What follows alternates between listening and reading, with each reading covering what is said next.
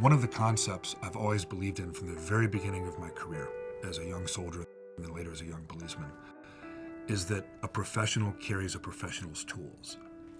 And that's no less true for the armed professional, because it's not just your life that depends on it. It's the civilian's life you're protecting. It's your teammates' life. It's the lives around you. Your tools don't just protect you.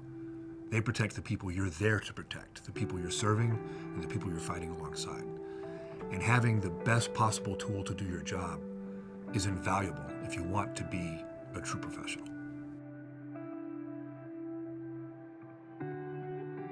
Our law enforcement and military professionals stand on that line to protect us, our liberties, and our way of life every single day. They have our back, but who has theirs? We do.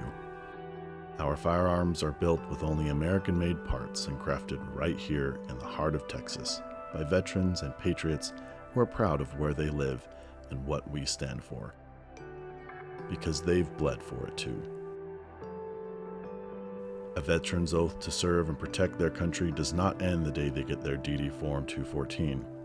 It's lifelong, it's precious, and it will forever be defended against any who seek to destroy it.